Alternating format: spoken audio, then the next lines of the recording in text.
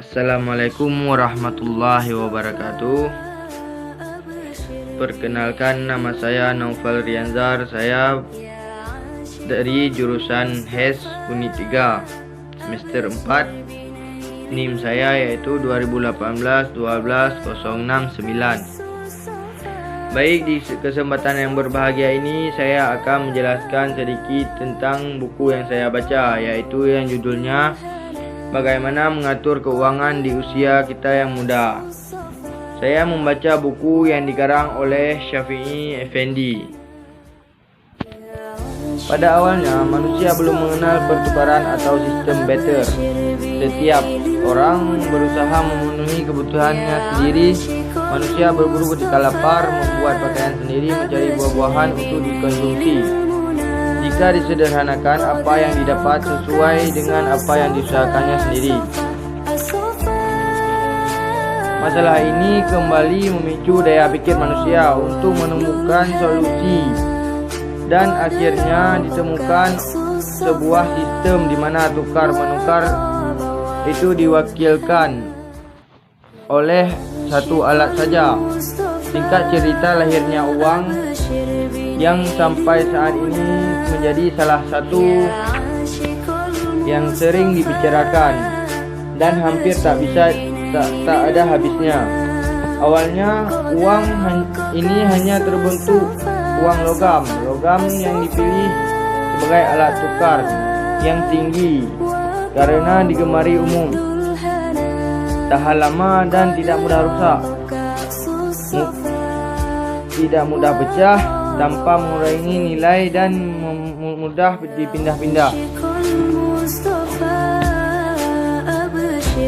Nah, dari keterangan di atas kita dapat dengan mudah menyimpulkan bahwa uang adalah solusi dari tahapan-tahapan masalah yang manusia hadapi dalam hidupnya, dari mulai kesulitan memenuhi kebutuhan yang kompleks sampai kesulitan untuk membawa alat tukar-menukar yang semakin hari semakin tidak bisa dibawa lagi.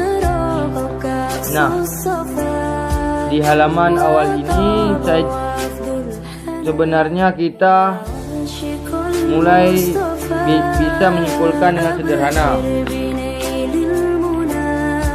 Jika uang banyak, maka jadilah solusi bagi semua masalah yang ada. Dalam artinya, uang adalah solusi. Uang adalah alat tukar nilai tambah. Jika ingin banyak uang, maka perbanyaklah nilai tambah pada diri Anda. Kau tahu nih tentang uang? Pada tahun 1985 dan 1986,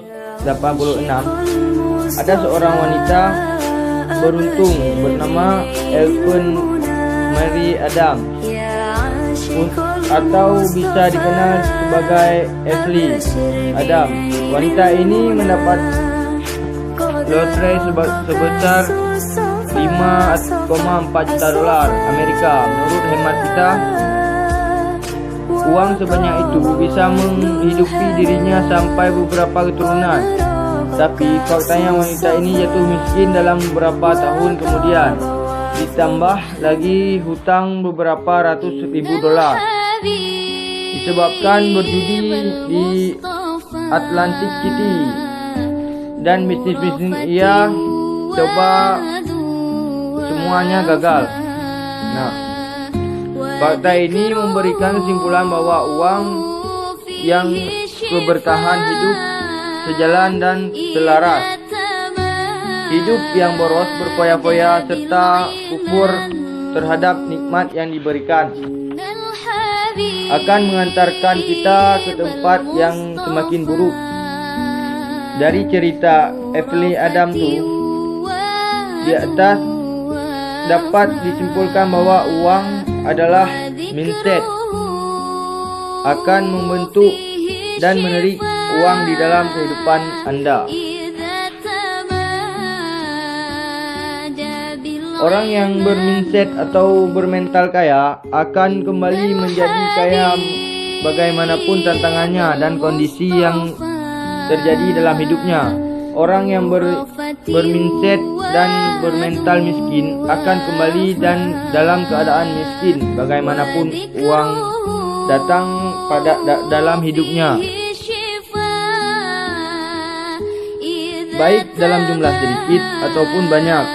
Hal ini yang menginspirasi saya membaca buku ini, dan sumber penting yang bisa kita pelajari dan praktek bagaimana mengatur uang dengan baik di usia kita yang muda ini, sehingga bisa hidup senang, di mana uang hanyalah sebagian kecil dalam proses diri kita.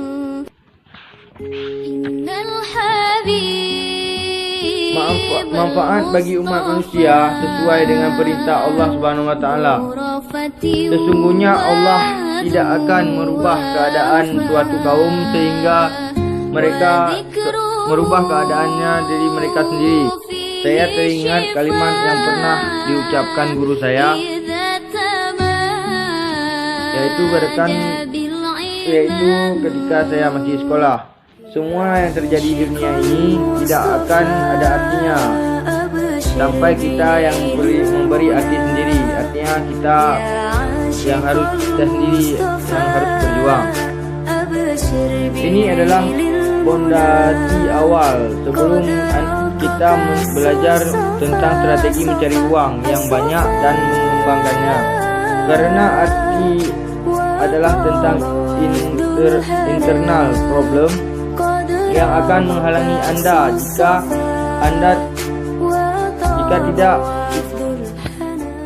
jika kita tidak mengatur uang secara keuangan kita sendiri. Nah, yang mengarang buku ini juga menyampaikan beberapa sumber yang mungkin bisa memberi trigger kepada kita agar positive thinking terhadap uang. Dia 5 tahun yang lalu menggunakan sumber-sumber ini sebagai cara menanamkan makna positif terhadap uang dan kekayaan. Kunci yang sangat-sangat penting yaitu sedekah. Nah, kita semua sangat setuju dengan sepatah hemat pangkal kaya, tapi lebih setuju lagi dengan kalimat sedekah pangkal kaya. Ini kita pelajari di banyak orang kaya yang saya teliti skill dan pengetahuan mereka.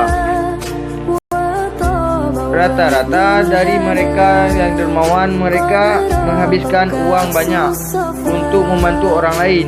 Akibatnya Tuhan siapkan uang yang lebih, bahkan lebih dari rata-rata yang kita sedekahkan. Semua akan kembali kepada kita, maka jangan sesekali kita pelit untuk bersedekah ataupun tidak ringan tangan.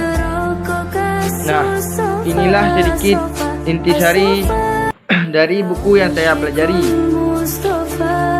Buku bagaimana cara sukses di usia muda dan lebih mengenal uang. Baiklah, alhamdulillah, hanya itu saja yang dapat saya sampaikan. Lebih dan kurang saya mohon maaf. Wabillahi taufiq wal hidayah. Wassalamualaikum warahmatullahi wabarakatuh.